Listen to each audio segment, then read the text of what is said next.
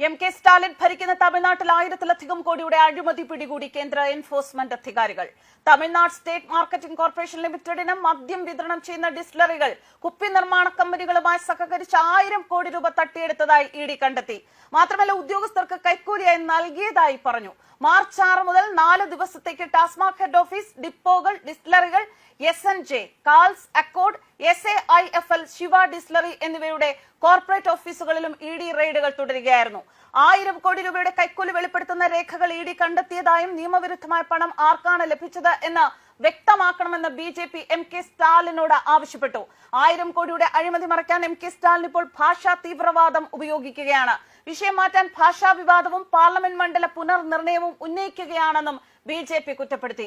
ED പത്രക്കുറിപ്പിൽ പറയുന്നത് ഇങ്ങനെ: ഡിസ്റ്റിലറികൾക്ക് കുപ്പികൾ വിതരണം ചെയ്യുന്ന Devi bottles, crystal bottles, GLR holding തുടങ്ങിയ ബോട്ട്ലിംഗ് കമ്പനികൾ വിൽപ്പന കണക്കുകൾ പെരുപ്പിച്ചു.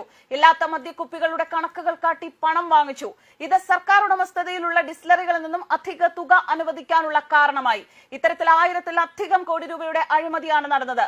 ഈ പേയ്മെന്റുകൾ പിന്നീട് പണമായി പിൻവലിക്കുകയും ബന്ധപ്പെട്ടവർ കമ്മീഷൻ വാങ്ങിക്കുകയും ചെയ്തു. ബോട്ട്ലിംഗ് യൂണിറ്റുകളുടെ സാമ്പത്തിക രേഖകളിൽ കൃത്രിമം കാണിച്ചു. കണക്കിൽപ്പെടാത്ത പണം മനഃപൂർവ്വം പെരുപ്പിച്ചതും വ്യാജവുമായ ചിലവുകൾ വഴി ഉണ്ടാക്കി. ടാസ്മാക്കിന്റെ ട്രാൻസ്പോർട്ട് ടെൻഡറുകളിലും ബാർ ലൈസൻസ് ടെൻഡറുകളിലും കൃത്രിമം കാണിച്ചതിനെ കുറിച്ചുള്ള തെളിവുകൾ ശേഖരിച്ചതായി ഇഡി പറഞ്ഞു. ട്രാൻസ്പോർട്ടർമാർക്ക് പ്രതിവർഷം 100 കോടി രൂപ നൽകുന്ന മദ്യ കോർപ്പറേഷൻ അന്തിമ ബിഡിൽ ഒരു സ്ഥാപനം മാത്രമേ ഉണ്ടായിരുന്നുള്ളൂ എങ്കിലും കരാർ നൽകി എന്ന് പ്രസ്താവനയിൽ പറയുന്നു. ഉദ്യോഗസ്ഥർക്ക് കൈക്കൂലി വാഗ്ദാനം ചെയ്യുന്ന ഡിസ്റ്റിലറികൾ ടാസ്മാക് റീറ്റെയിൽ ഔട്ട്ലെറ്റുകളിൽ നിന്ന് കൈക്കൂലി വാങ്ങുന്നതിനും ടാസ്മാക് ജീവനക്കാരെ സ്ഥലം മാറ്റുന്നതിനും നിയമിക്കുന്നതിനും മുതിർന്ന ഉദ്യോഗസ്ഥർ ഇടപെട്ടിരുന്നതായും ഇഡി കണ്ടെത്തി. 2016 മുതൽ 2021 വരെ നടന്ന കൃത്രിമങ്ങൾ ഇഡി പിടികൂടി. എന്നിരുന്നാലും ആരോപിക്കപ്പെടുന്ന ക്രമക്കേടുകളുടെ കാലയളവ് ഇഡി വ്യക്തമാക്കിയിട്ടില്ല.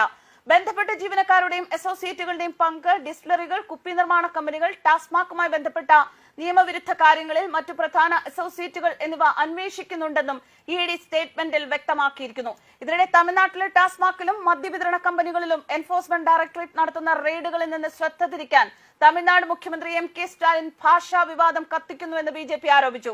ത്രിഭാഷാ നയത്തെക്കുറിച്ചും മറ്റു വിഷയങ്ങളെക്കുറിച്ചും അടിസ്ഥാനരഹിതമായ കിംവദന്തികൾ പ്രചരിപ്പിക്കുകയാണെന്ന് ഭാരതീയ ജനതാ പാർട്ടി ആരോപിച്ചു. നടത്തുന്ന റെയ്ഡുകളിൽ നിന്ന് പൊതുജനങ്ങളുടെ ശ്രദ്ധ തിരിക്കാൻ തമിഴ്നാട് മുഖ്യമന്ത്രി എം.കെ. സ്റ്റാലിൻ ത്രിഭാഷാ നയം, NEP, അതിർത്തി നിർണയം, ബജറ്റ് രേഖയിൽ നിന്ന് രൂപ ചിഹ്നം നീക്കം ചെയ്യൽ എന്നിങ്ങനെയുള്ള വില കുറഞ്ഞ രീതികൾ ഉപയോഗിക്കുന്നുവെന്നും BJP കുറ്റപ്പെടുത്തി. BJP നേതാവ് മാളവിയുടെ പ്രസ്താവന ഇങ്ങനെ: ഡിസ്റ്റിലറികളിൽ നിന്ന് കണക്കിൽപ്പെടാത്ത 1000 കോടി രൂപയുടെ കൈക്കൂലി ലഭിച്ചതിന്റെ രേഖകൾ ഇഡി കണ്ടെത്തിയിട്ടുണ്ട്. DMK സാധാരണക്കാരെ ചൂഷണം ചെയ്ത് പാർട്ടി ഖജനാവ് നിറയ്ക്കുകയാണ്. ആർക്കാണ് ഈ കൈക്കൂലി ലഭിച്ചത് എന്ന് എം.കെ. സ്റ്റാലിൻ പൊതുജനങ്ങളോട് വിശദീകരിക്കേണ്ടതുണ്ട്. ഈ സംഭവ വികാസങ്ങളും അദ്ദേഹത്തിന്റെ കീഴിലുള്ള വൻ അഴിമതിയും കണക്കിലെടുക്കുമ്പോൾ തമിഴ്നാട് മുഖ്യമന്ത്രിയെ തുടരുന്നത് അദ്ദേഹത്തിന് കൂടുതൽ അസാധ്യമായി കൊണ്ടിരിക്കുകയാണ്. മാളവ്യ പോസ്റ്റിൽ പറഞ്ഞു. അഴിമതിയിൽ സംസ്ഥാന സർക്കാരിനോട് പ്രതികരിക്കാൻ ആവശ്യപ്പെട്ടുകൊണ്ട് BJP MLA വനതി ശ്രീനിവാസൻ തമിഴ്നാട് നിയമസഭാ സ്പീക്കർക്ക് കത്തെഴുതിയതായി പറഞ്ഞു. News desk കർബാനസ്.